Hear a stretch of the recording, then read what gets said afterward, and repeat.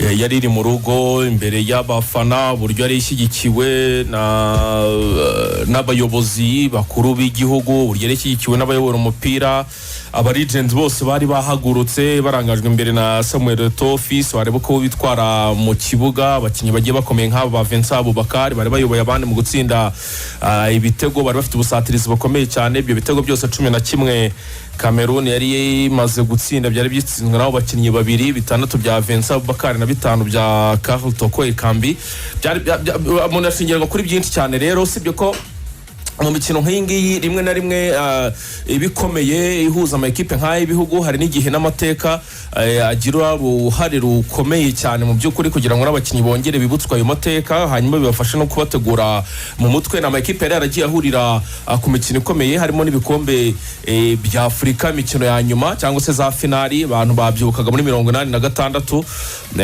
iyi Misiri n'ubundi icyo gihe twaraga igikombe cyayo cya gatatu itsinda ikipe ya Cameroon kuri penalty 5 kuri 4 babanje kunganya ubusa ku busa n'ubundi ni ibintu bijya gusa wenda nibi ngibi ho gatoya cyane wenda nubwo bakinaga umukino wa kimwe cya kabiri ariko nawe bitandukaniye cyane buryo match yagenze ntawe bitandukaniye cyane n'ibyo ngibyo byo muri za 86 hanyuma kongera ukaza noneho Cameroon nayiza kongera kwihimura 2017 irongerera batsinda nabo ku mukino wa nyuma ari umukino ukomeye cyane rero Cameroon yatangiye ubona yataka rwose ishyiramo imbaraga ariko ikibazo cya efficacité cyangwa se cyo kubyaza umusaruro uburyo wabonaga imbere zamukiza kuba iyanga biza no kugira aho rero aho bihumira ku murayi abantu baravuga bati noneho iyi Misiri baje no kwereka karita y'umutuku mutoza wabo Carlos Queiroz nawe umunyaportugal kubera gushyuha mu mutwe cyane abwira nabo musifuzi gasama bari banashyizemo mbere y'umukino baravuga bati Misiri iri kurushwa gutya mutoza akaba hawe karita y'umutuku umwungirije wa Eri Goma nawe no muri legends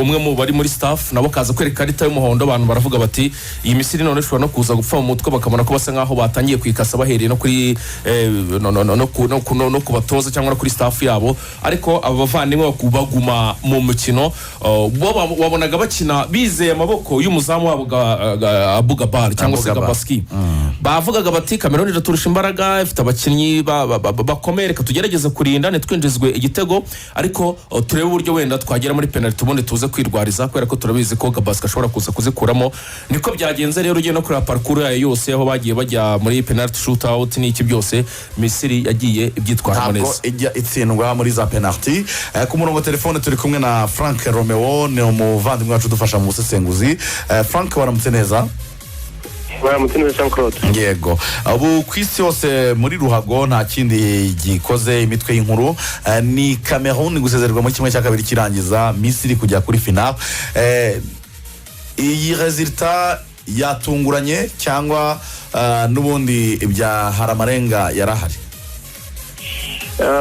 ino resultat njye ntabwo yantunguye na gatoya kuba ya Misiri yakuyemo Cameroon byasaga nk'uko nabibonaga kubera ko ngiye nagenderaga ku mikino tumaze gukina kugeza uyu munsi mu kino gikombe cya Afurika kubera yuko ikipe ya Cameroon nibyo yari ikipe iri mu rugo ubona ifite motivation yatangiye iri mu bice ubona ko ifite imbaraga nyinshi cyane yatangiye kwinjira mu irushanwa hakiri kare cyane ariko bino ntabwo yenda ari inkuru nziza cyane kubera yuko uko imbaraga bakinnyi batangisha mu irushanwa nk'iri ngiri byanze bikunze hagomba kuza icyo bita kunanirwa ifatiga yagomba kuza mbere y'abandi bagiye bakorera mu irushanwa ikindi kintu kimwe ikindi mu buryo bw'itactique ubwo ndavuga amayeri yo guhagarara mu kibuga mu kwima adversaire amahirwe ko yakongera gutsinda ikipe ya Misiri yari hejuru cyane ikipe ya Cameroon noneho ikipe ya Misiri yaje kwigirira icyizere uko yagize amahirwe niko nabyita yo guhura na challenge ubwo ndavuga guhura n'amakipe akomeye cyane baravuga kuvanamo ikipe ya Cote d'Ivoire imwe mu makipe ya superstar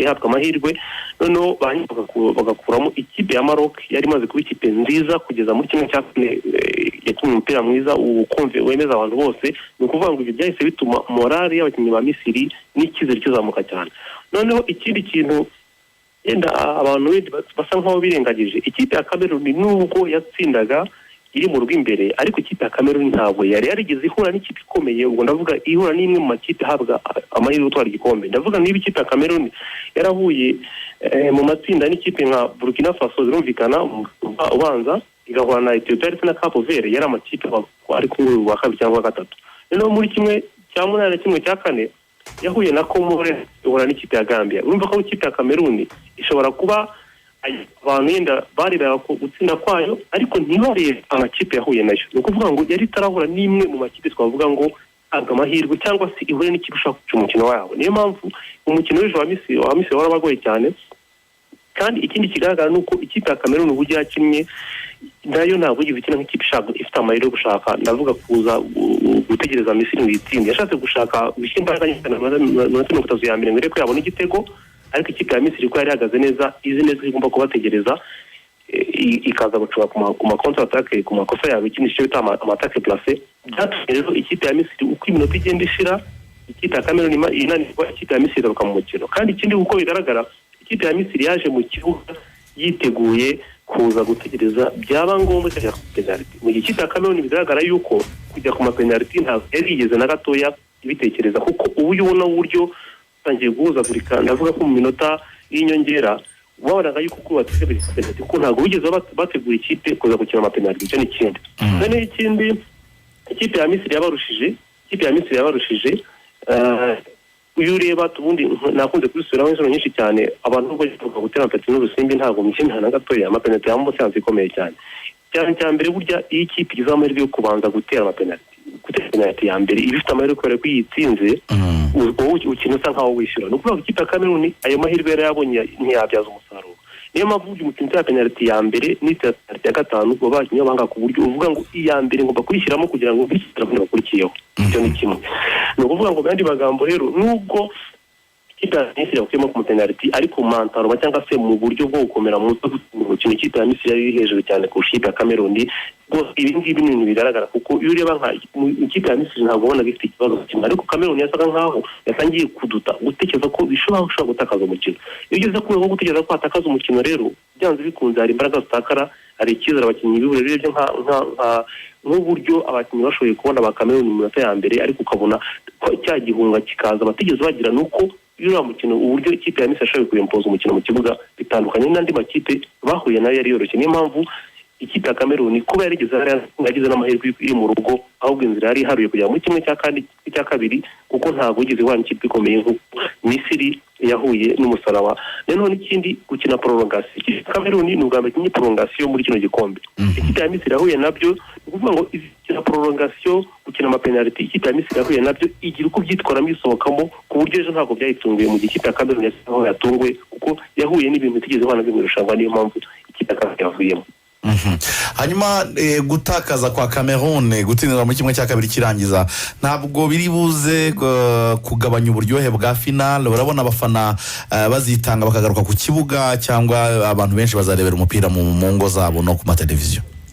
Oya, ntabwo byatakaza uburyohe bw'iriya finale kuko ni finale y'amakipe akomeye. Ni ukuvuga ngo ikipe ya Senegal n'ikipe ya Misiri uretse no kuba ari bikomeye mu mupira w'amaguru, Misiri ni igihugu gifite ibikombe byinshi cyane, ariko ni ikipe ni igikombe cy'abasuperstar. Ubona Sadio Mane na Mohamed Salah bahanganye, ubwo ndavuga ntabwo niragije n'abandi bakomeye. Ni ukuvuga ngo ni ishusho ikomeye cyane, ni ishusho y'agasongero k'umupira w'amaguru muri Afurika. Ni ikipe igikombe bwa mbere mu mateka y'u Rwanda, avuga Senegal n'ikipe ifite ibikombe byinshi, ahubwo none bikaba n'amakipe y'abasuperstar. Ni ukuvuga ngo ni amakipe byanze bikunze niba waba utayafana byagusaba kujya kureba umupira ku buryo nubwo yenda hari abaturage b'inzikana bakamenya batazaza, ariko ibi ngibi ntabwo bizabuza finale kwitabirwa kubera yuko ni ibihugu bizaba bitegerejwe kurebwa cyane cyane kuko hari amakipe akinamo abasuperstar uyu munsi ku mugabane wa Afurika dufite. Hanyuma wenda tuzagira umwanya wo kuganira kuri finale. Nabonye uwo bita Sadio Mane atangira gutangaza ati rwose Misiri tuyihaye ikaze ku mukino wa nyuma, ariko ni igitego kimwe ku busa. Urabivuga iki? ni mind game n'ubikana ntabwo yavuga ko Misiri izabatsinda, agomba kwiha amahirwe.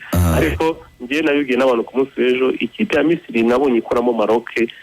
Ngiye uko ikipe ya Misiri yakuyemo Maroc niko mbona ikipe ya Misiri ishobora kuzatsinda na Senegal, kuko uyu mukino wa Maroc ikina Senegal isa nkaho ijya kwinjira muri filozofi cyangwa se logique y'umukino wa Maroc ikababuza guhuza umukino. Ni ukuvuga ngo ikipe ya Misiri nayo ikizakora nta kindi ni ukwica umukino wa Sadio Mane kuko bazi ko niyo danje nimero ya mbere. Naho ikipe ya Senegal ikora amakosa menshi muri defense, twabibonye mu mukino wabo na Guinea Equatorial.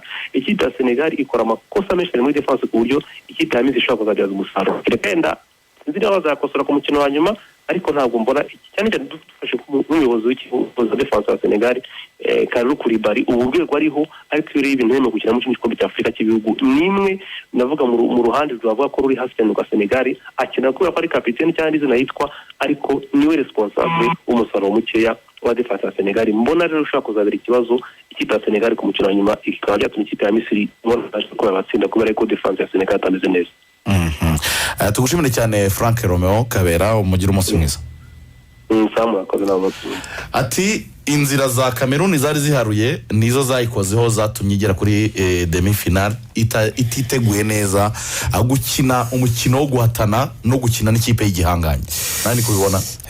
Navuga yuko nibyo Misiri yahuye n'urugendo ruremereye, abisobanuye neza cyane Romeo umusesenguzi w'umuhanga. Mu by'ukuri tubanza duhere mu itsinda ryayo, yarabanzurana na Nigeria ku munsi wa mbere, Nigeria ititsinda, icyo ngicyo cyanatumye ndetse n'andi ma equipe bari kumwe mu itsinda ayitinyuka ku buryo yakomeje mu by'ukuri bigoranye cyane ikipe ya Misiri, ariko basha gukomeza nyine ikiva mu itsinda kuba itarariyoboye, yahise n'akaga gakomeye cyane ibitomboye Côte d'Ivoire yari imaze gutsinda Nigeria ku munsi wa gatatu mu matsinda. Byari biremereye cyane, ikipe yari iri muri morale ifite karite irusha y'abanyamisiri bijyanye n'amazina y'abakinnyi bakina. Misiri mu buryo bukomeye iza kuyikoramo kuri penalty, yagaragaje imbaraga mu by'ukuri zo ku rwego rwo hejuru. Misiri iri kurangwa n'ikintu cya collectivité, cyo gushyira hamwe, cyo kuba bahanga tactically amayeri y'umukino bakajera match, ukabona yuko baraminimiza ereri ku kigero cyo hejuru cyane. Ni ikipe ikina ibintu ukabona yuko bafite maturité muri bo, ukabona bafite message bafite hagati yabo baziranyeho, naho ni abantu bazi ubushobozi bwabo, bazi ngo ntituri buze gukinisha n'ama equipe ngo tuyarusha umupira, ntituri buze kugira karite nk'iyo bafite, ko abakinnyi babo benshi n'abaroko bakina imbere mu gihugu muri Al Ahly ndetse no muri Zamalek. Ariko baravuga bati dukoze nk'itsinda ntituvuga ngo turarirayenga ku makarite individuel kuko ntidufite menshi, dushobora kuba twakwerimira ama equipe. Nuko rero iyo mentalite yabo yabashije gutsinda Côte d'Ivoire kuri penalty. Mu by'ukuri abantu bavuga ngo penalty ni chance, ariko nanjye mbere niko nabitekerezaga, ariko nyuma Axel Noze mbibwira nijoro turi kogeza umupira, nyuma yo gusoma igitabo cy'umugabo witwa Soriano cyitwa The Ball Doesn't Just Go In By Lucky, umupira ntiwinjira muri fire gutyo by'amahirwe. Naje kubona hari izindi factors twe turebesha amaso, tangwa Bertrand Bayiri ngo yiriye ngo arayitera ngo arayirusha, ariko kuki eshanu za Misiri zo zinjiye, ubwo mbona byo kubitekereza kuki eshanu za Misiri zinjiye. Iyo mentalite ibifite ahandi hantu iva, iyo staff yabo, abakinnyi babo ukuntu baje muri iki gikombe biyumva uko igihugu cyabo cyubakitse, amateka yacyo mu mupira, amateka yabo mu bindi bintu bibasunikira kuba batsinzi, biyumva mu bundi buryo. Icyo kintu cya resilience cyo guhatana kugera ku munota wa nyuma, cyo gukotana, cyatumye bakina na Maroc ari underdog. Kuko nubwo bavuga ku mazina ngo bari barenze Maroc, ariko nabwo karite ya Maroc, uburyo Maroc yakinaga umupira, uburyo yatakaga, twanabonye mu minota 10 ya mbere yaribonyemo igitego. Baragaruka barakigombora, extra time still bayizaho, barayisezerera, cya kintu kirongera kiragaruka. Bivuga ngo twese dushobora kugira ibihe bikomeye tukinjira mu minota igoye, ariko uza kuba afite urufunguzo mbere y'undi nitwe. Icyo rero kuri Cameroon yari iri mu rugo, yagomba kwigira kuri Côte d'Ivoire ndetse na Maroc. Kuki aba bantu binjira mu minota ya nyuma ukaba udashobora kubakuramo? Yaje kubakinisha mu minota 20 ya mbere, Cameroon agomba kuba yongeye igitego cyiza cyane. Wabonaga bari hasi abanyamisiri, ariko ku minota igenda izamuka batangira gushaka uburyo bagaruka mu mukino. Aho ni mu mukino, ariko unarebye no muri parcours ya Misiri uko yatangiye, ni ikipe twavuga ko yagiye kurira mu irushanwa. Axel, turaza kubona image cyangwa se ishusho y'umukino wa nyuma umeze ute? Ikipe ya Senegal si wo mwanya noneho kugira ngo yegukane igikombe cya Afrika. Ubushize baragiye barakomanga abanyargeria barabakubita, ngira ngo Le Pays du Maghreb, ngira ngo niwo mwanya noneho kubereka ko nabo ari ikipe nziza. Wenda tuzagira umwanya no ku munsi w'ejo twongera tubigarukeho, ariko ishusho y'umukino wa nyuma uyu munsi ni umukino ukomeye cyane, urakomezwa n'ibintu byinshi cyane, urakomezwa n'ibi bihangange n'ubundi bibiri biyoboye ama equipe yabo. Uyu Salah nubwo ikipe y'igihugu ifite ibikombe 7 ariko muri ibyo bikombe no muri bitatu batwaye ntiyari ahari, nta ruhare navuga yigeze abigiramo kuko yarakiri umukinnyi mutoya muri iyo myaka agikina no muri niwabo mu gihugu cya Misiri, nabo bakinnyi bandi bakomeye ba Erneni. No kuvuga ngo rero nabo ni generation ishaka kugaragaza koko ikomeye, bagatwara igikombe cya 8 bakagihesha Misiri. Ni nako kandi iyo pressure noneho ku rwego rwo hejuru yo ize yikubye nka kabiri ku ruhande rw'ikipe y'igihugu ya Senegal, nabo baravuga bati iyi ni generation umuntu ashobora no kwita nayo golden generation cyangwa se generation y'inzahabu nayo ikomeye cyane, irangajwe imbere na Sadio Mane na bagenzi be. Irakomeye cyane ikipe y'igihugu ya Senegal, uhereye mwizamu zamura byibuze n'abakinnyi udashobora kuba wagura muri champion eshanu zikomeye ku mugabane w'Uburayi, kandi mu equipe byibuze nayo yaza nko mu 10 mu yakomeye muri izo champion cyangwa yewe n'atanu. Urumva rero n'amazina aremereye cyane mu by'ukuri. Senegal nta gikombe bafite, bagiye bagerageza izindi generation zazikomeye, abantu barazibuka ba Diop, ba Diouf n'andi mazina aremereye cyane, uyu kapiteni wabo Cisse, ariko ntibagira icyo bageraho, barakukuza mu mukisi, berekana ko ari ikipe ikomeye cyane. Abantu barabyibuka muri 2002 bamanuka nabo bakabaza kimwe cya kane aho ngaho. Ubu rero ni umukino uzaba ukomeye cyane, yego ku rupapuro ikipe ya Misiri nk'uko abasesenguza bakomeza kugenda babigarukaho babivuga, irahabwa amahirwe. Urebye parcours yayo muri iki gikombe cya Afurika ukareba amateka, ariko Senegal nayo ni ikipe ikomeye nk'uko namaze kubigarukaho. Ugiye kureba amazina bafite n'uburyo nabo bakaniye umukino muri rusange, yango rero izaba ari match ikomeye cyane ku munsi wo ku cyumweru. Yes, izaba ari match ikomeye ku munsi wo ku cyumweru. Nkurikije ubusesenguzi mugarutseho mwese murahuriza ku kintu kimwe, nuko Senegal igomba kuza ari ikipe ikina ishaka kuzatsinda mu minota 90 niramuka irindireza extra time. Ibyabaye kuri Maroc, ibyabaye kuri Cameroon nayo bishobora kuba abyayibaho. Tunasoza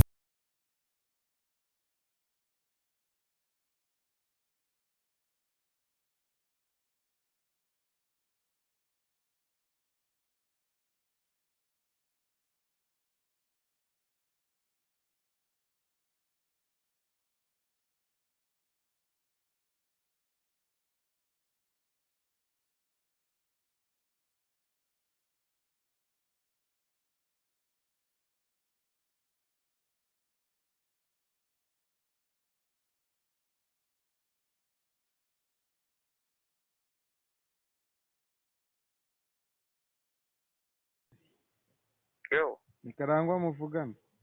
Karangwa we.